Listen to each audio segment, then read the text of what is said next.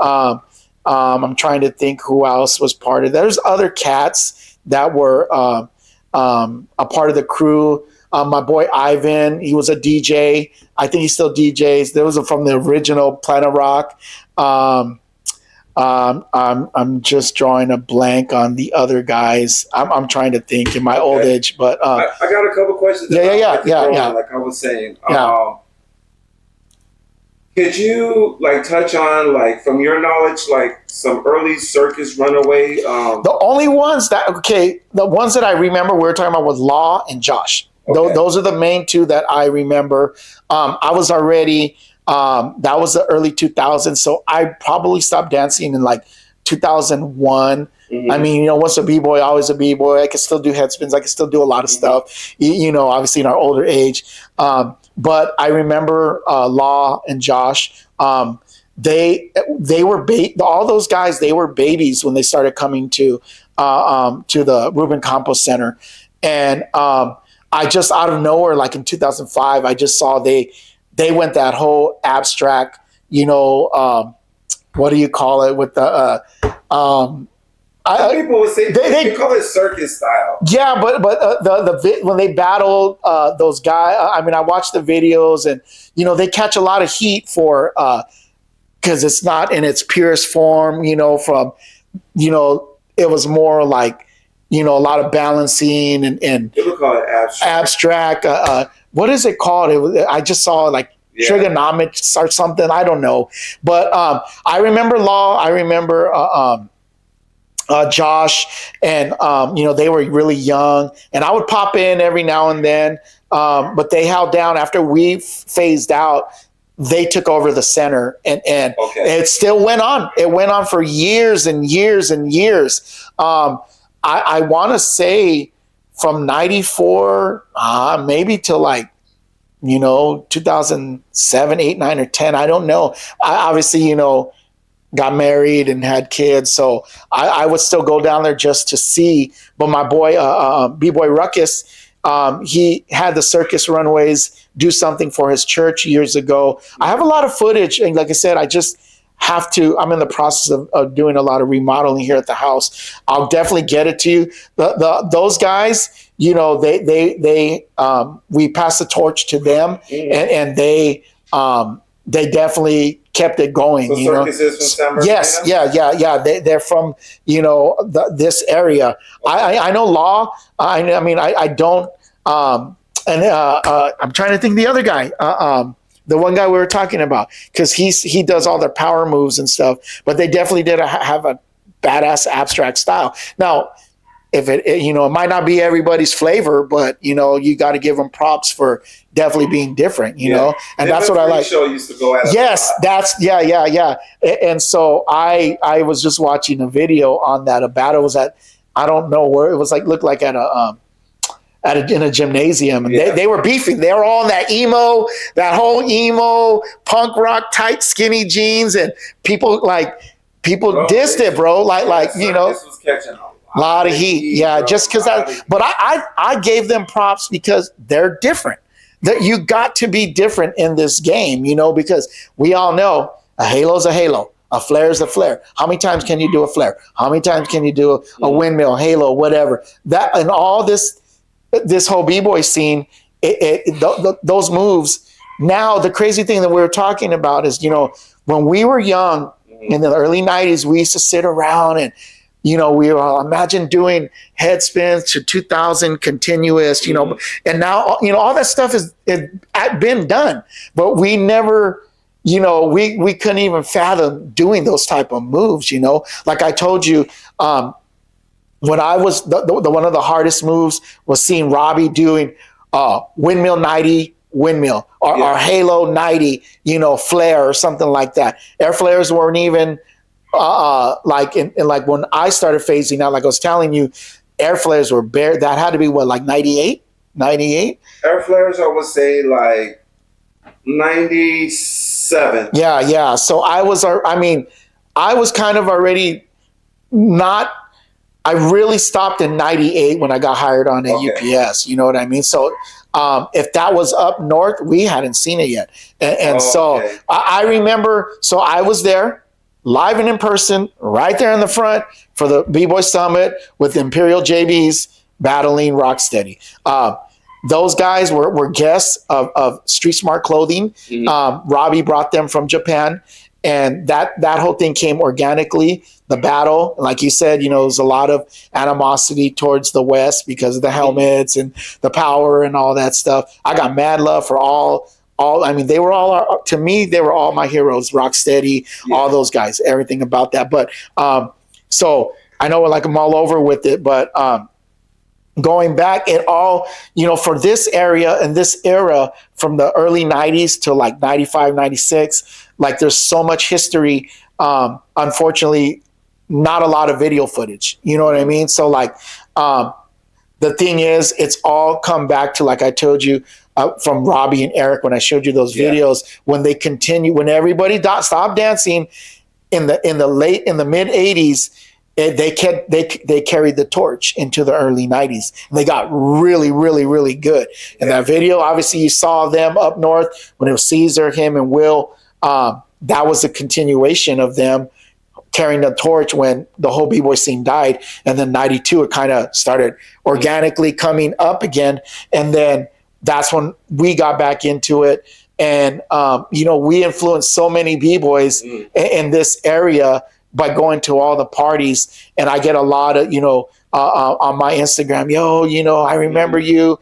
And, that's a long time ago. And, but it's a big part of who I am. You could tell that I hold, that thing. That's why we connected on everything in that history, because it's so much history, whether it's pertaining to the Street Beat magazines and the Deep House and the parties and, the rebel scene. It was a crazy scene, but that gave us a platform to go there and showcase our B-boy. We would rock the circles, just like you guys in those early videos. When I was asking about the rave, like we would get to the parties early and we'd go in the corner and we use it as a practice session, and we would get these big circles going and everybody would go watch us, and we would just we didn't wait. We were like, let's rock it. That video, we were the first. Yeah. So we would get there, we'd rock the circles, and all the rebel, that's dope. And I grew up, like I said, on the West Side with a lot of the gangsters, and they'd always be like, oh, that's little Tommy, man, he's a dope B-boy. So like we would go to the parties, and they wouldn't be in the best neighborhoods like on the West. And like a lot of times they'd be like, oh, leave them alone. You know how that part goes. And so we would get a lot of recognition for doing the whole B-boy thing, so we would go to the raves, just like now what Tails was talking about. They would see us at all the OG raves at the Orange Show, the NOS that they were talking about, Big Wig Thumper and all of these big raves before it became commercialized or what it is now, because they still have all those big raves at the Orange Show, but they would have these raves back in the days, like 95, 96, 97, before it became commercialized, like everything. And we would go there, and we would, again, like you said, we would rock the circles. Like we would just go, if they were playing jungle music, jungle beats or whatever. I've always been house, so I love to dance to house music too. So we were B-boys at the heart, but we could also dance house music, all these different types of things. So that's why when people would see the Droogs, like we would sometimes be dressed crazy, not like B-boys, we would come just different, and so we were always at the raves.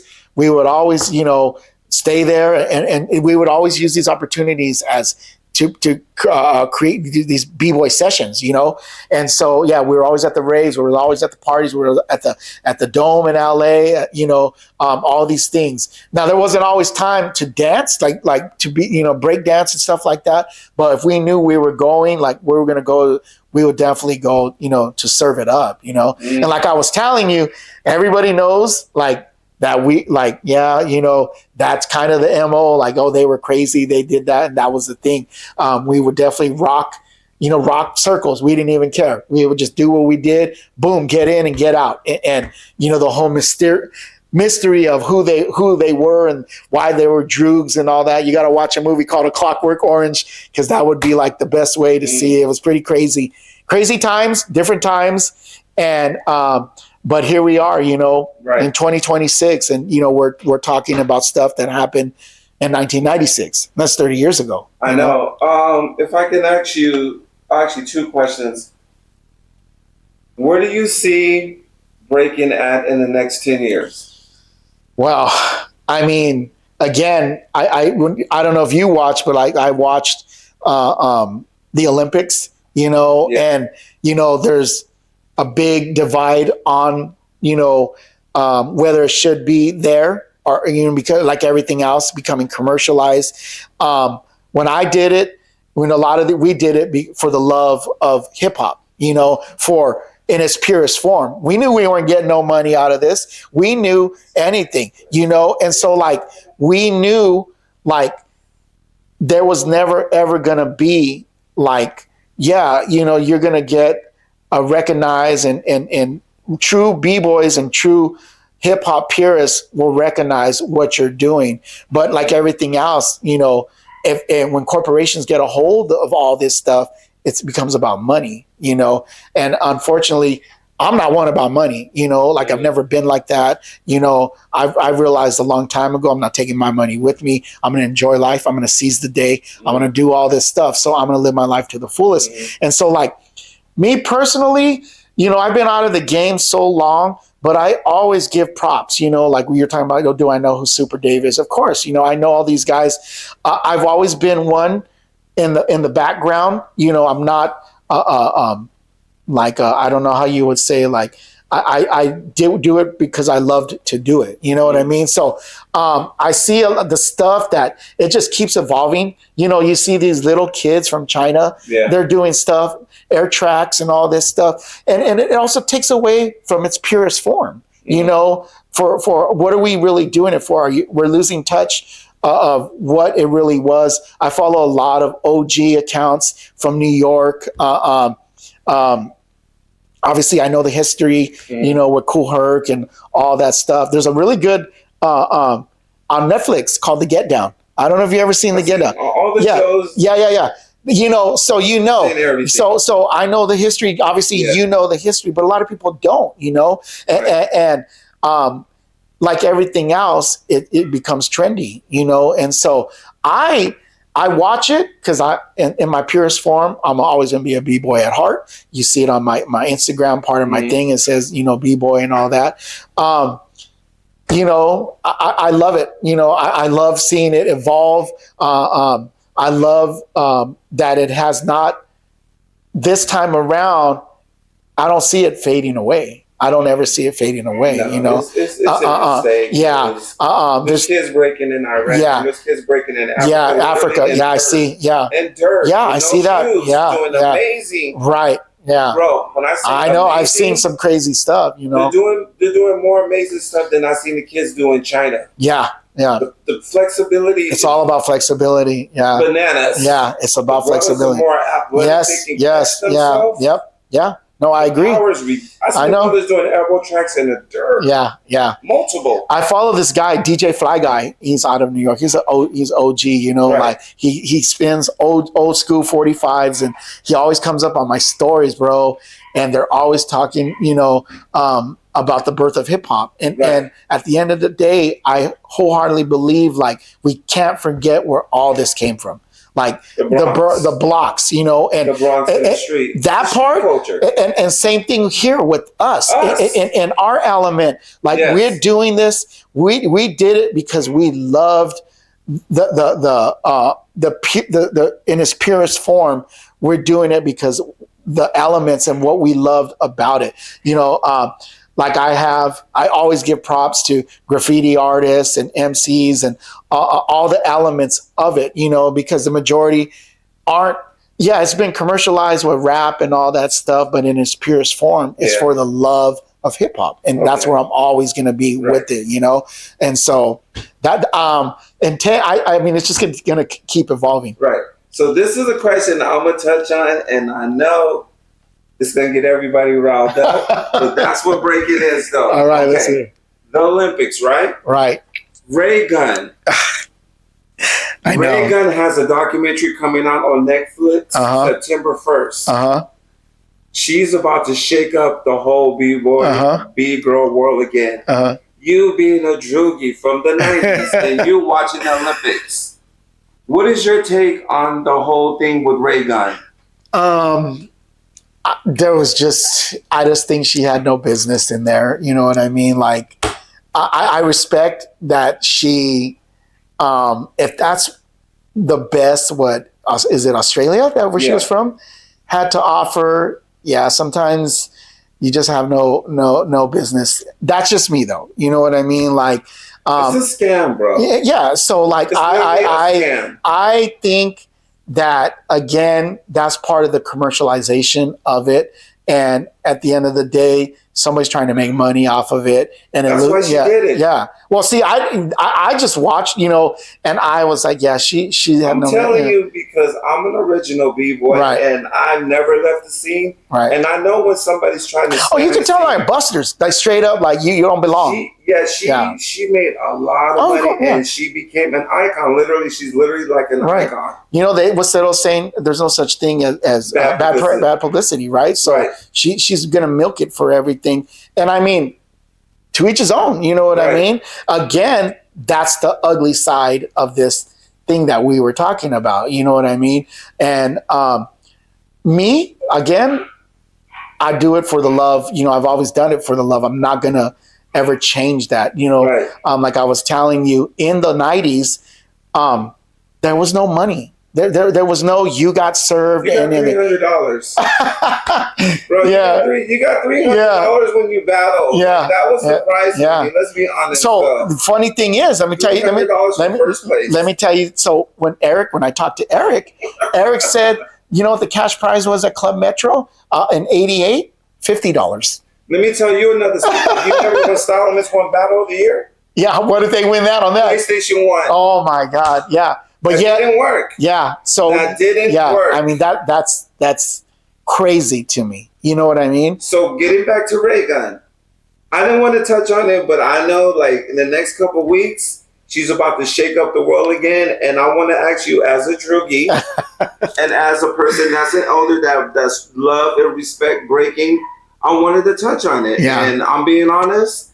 And this is coming from my guys. Like, she's a scammer and she's scamming. Yeah. But she's doing it strategic because she knows that people want to hear her story. It's going to press buttons. It's going to definitely press buttons. It's going to press buttons. Yeah, and it's going to stir the pot. And again, the whole no such thing as bad publicity, you know? Right. So, I mean, if Netflix is paying her, you know, she's going to milk it for everything. And that's unfortunate because, like, in us, like, let's say, in our purest thing, like we're fighting for little scraps to be recognized, and somebody like that should not be recognized. You know, you know. So whatever. And it eclipsed the whole Olympics and everybody that won gold, bronze, and everything else. Yeah. And that was strategically done. Though. Right. She knew what she was doing. Right. But the funny thing about it is that everybody's getting super worked up over it.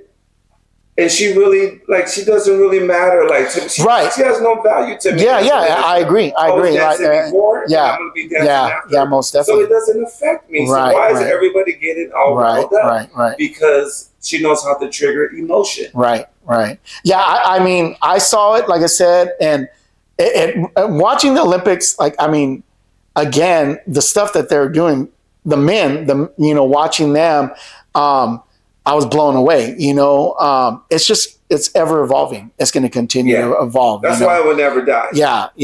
You know, you also got to keep it in its purest form, though. Like I was telling you, I think, you know, fashion. Yes, fashion. Puma, the way you carry yourself. Yeah, the fat laces. Yes, the boom boxes, the Gazelles, the Kangos. That's that. To me, I grew up in that. So like in the 90s, like we were talking though. Being from the West Coast and all that, we did the baggy pants and the, you know, like I was telling you, the con art shirts, and we would go to Melrose and get all like that was the thing, you know, that was the techno, the rage. Yes, you know. But as it started to evolve, I was always on the lookout for Puma jackets and all. I still have them, you know. I still have like the old Puma suits and all that stuff. I still have a lot of my old Pumas and my kids, you know. Have all that stuff in your I have some stuff, yeah. Probably up, but I'll get it. Yeah, dude, I have so much stuff. Like, I know I have the Puma, the sweatsuits and the Adidas, the track suits and all that stuff. Okay. The shell toes. I think my wife has, but go in its purest form, man. That's what we do. I at the end of the day, like I said, I just felt like there's so much history here in Southern California, in California in general. You know what I mean? And we need we need to bridge that because like I told you showed me the videos of you guys up in Modesto and all that, and we always knew, but obviously we couldn't connect to you guys. There's no way, and so while you guys were rocking up there, and like I said, dude, I'll never forget, bro. The second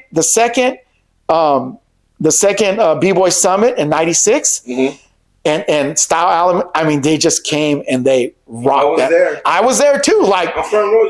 Yeah. No, I know. I'll show you. Yeah, there. And I was there too, and I was just like, they just rocked it, bro. Like, and that opened up another door on what, we're talking about Super Dave, right? And seeing the stuff that you're seeing Robbie doing stuff. And now we thought Robbie, doing the halos to 90s and all this, and Eric doing all these halos. We were like, whoa, and then all of a sudden, Style Elements comes and they just, that big old circle, like you were saying, they just came in. We didn't even care. We're going to rock this shit. And we're going to show everybody. That was the mindset, the same thing, the Droogs. But, that again hadn't evolved because we weren't really a crew yet in '96, And so, seeing all that, we went back to the lab, back to Ruben Campos, and, they influenced us. And the more we started seeing, we were like, bro, we got to get on it. Because it's evolving fast. It was moving so fast, the things. And then we saw Ivan and we saw the battle. What was it? When at Radiotron. The Renegades? Was it the Renegades? Yeah, and Style Elements, right? Yeah. I mean, and the floor was all wet. Remember the floor? Yeah, I remember that. It was so crazy that they had to stop the battle and wipe down the floor. Because I mean, it was so hot. You know what I mean? Fans. Yeah. They had to stop the battle. Yes, that was '96, right? 96. Yeah. So I remember that one. We were right there too. Again, we were not a crew yet, so that's why we never were in those videos. It wasn't that video that I showed you of me, that was at the Radiotron. It has to be like 97 or 90. Yeah, because it wasn't 96 because they had the checkerboard. Yeah. And so we were always at all the jams, bro. We were always there. I remember what is it? The rap group. They were part of the whole hip hop scene in LA too. Oh my gosh. Oh my goodness! What? Yeah, they're real famous. Yeah, the Black Eyed Peas. Yeah. I remember seeing them too at some of the jams and all that. Yeah, I am and Taboo. Yeah, getting in circles, doing hip hop stuff. Yeah, I remember all that, dude. Yeah, I was drawing a blank. Yeah, I would see them there. Like I said, anything that you could picture, literally.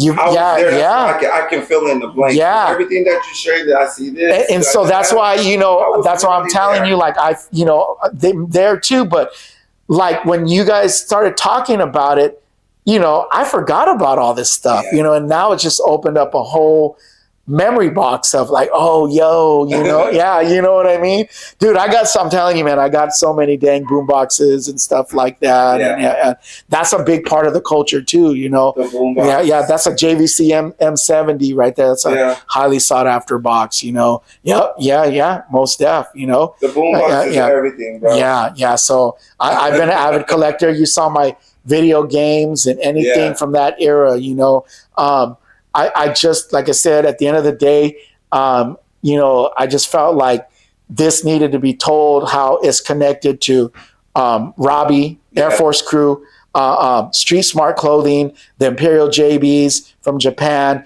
Cross, Mookie, all of them have all been to that center in San Bernardino. And that's where it all started, how it connected to Circus Runaways and so on. A lot of people, they may see the video, I remember Ruben Campos and this and that. Hopefully that's what I'm hoping to hear, but it all started when I founded it in 1994, you know what I mean? So, Yeah. Man, Tommy, like we've been going for hours. Yeah, bro, we can sit here and talk.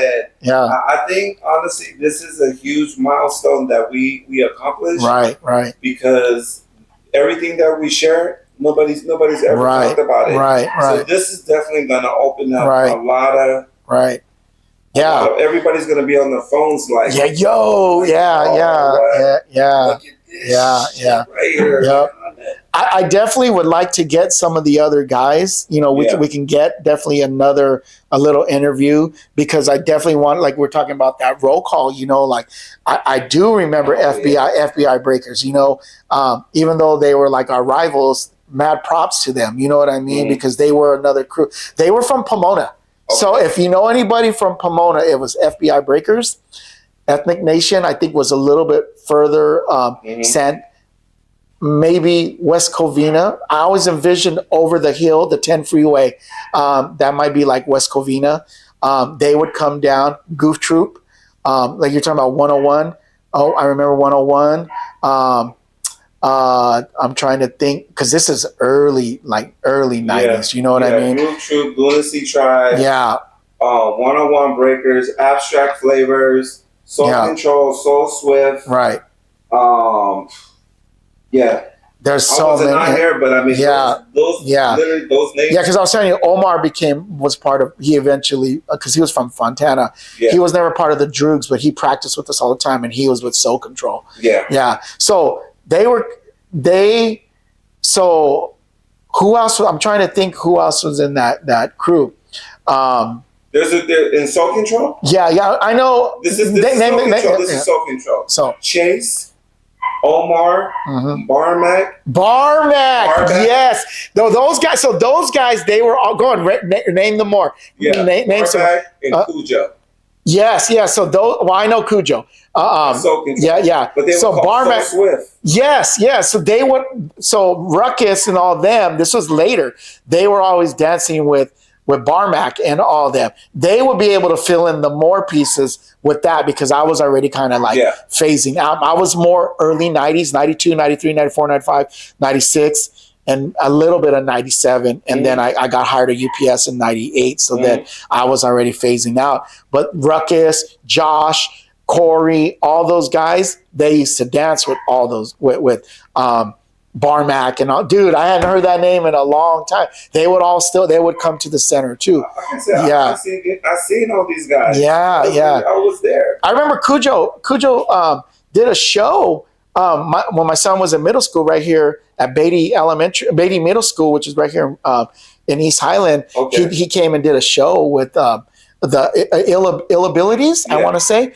And I was like, yo, bro, you were like right in my neighborhood, you know? Yeah. And so, dude, that's crazy. That when you started, though, I remember those names. Literally, though, bro, like, I don't want to toot my own horn too hard, but no, literally, like, encyclopedia. Yes, toot it, bro, toot, you know, because you gotta give props, bro. All those names, I was there. I was always front row. I was kind of intimidated. I agree. Because I was still trying to the power started getting more crazy. Yeah. And I was like, bro, I got like a few little swipes. I got like some hand glides. Like I wanted to document it. Right. I wanted to record it because I couldn't believe that breaking was making it evolving. Yeah. So that's why I was more like considered like the video guy. Yeah. And that's why I was able to get like all this massive footage. Right. Because who else is going to record it? Right. Me. Yeah. I'm the only one at the parties with the camera. With the light. Yeah. If I wasn't there, all that footage that you see with me, Boogie, and that's the thing that we, nobody would have had it. Nobody. And it would all be talking like, documenting this way. It just would have been photos. So I was literally the first person on the West Coast to document everything. Everything. Yeah. So like eventually what I will do is I'm going to link you up with Eric, and you can maybe do a video chat with him. He's very nice, very kind man. And I think he needs his props, bro. He needs his props big time, because he is a freaking legend, especially out here to us. He's who I looked up to, as a B-boy. Marvin looked up to him. Eric, if I'm 52, Eric's 57, because he's 5 years older than me. And so he was not only was like my b-boy mentor, but just like a great friend. You know, I consider him a brother. He let me live when I got down and out. He's like, come live with me, dude. No rent. No, you just come live with me, get back on your feet. And I got hired at UPS. Because of, like, I went back to school. So he lived, his house in Colton was on this main street, Mount Vernon. Again, Mount Vernon goes from the 10 freeway all the way up. And so Mount Vernon is very known. It goes through Colton and San Bernardino, but he lived in Colton, borderline Colton, San Bernardino. And so he was like, dude, like, just come live with me, dude. And get back on your feet. So I went to register to go back to community college at San Bernardino Valley College. And he's like, you don't got to pay me no rent, no nothing. Just get back on your feet. So then while I was transitioning, because I kind of realized the whole B-boy thing wasn't working out. Yeah. And then I was like, dude, I got to get a job, So when I was at community college, UPS, back then they would have in the quad area, they'd have recruitment. And I applied for the job, part-time, job at UPS, and a blessing in disguise, bro, because it saved me. It literally saved me because a lot of youngsters, we were just spinning our wheels and with no direction. I grew up, a very, very tough childhood and no guidance, so like I'm self-made. I've worked hard. I've been at UPS 28 years now. I'm a driver on the tail end of my thing, but everything that I am now is because Eric saved me. Like he let me live there and get back on my feet. And so I got the job at UPS. I worked part-time. Eventually that became a full-time driving position. UPS is a union job, and it has benefit, like just a phenomenal job, an amazing job. And I made a career out of it. And it all goes back to like Eric, doing, giving me that opportunity to stay with him, And so along the way now, here I am, we're talking about where I'm at in my life. I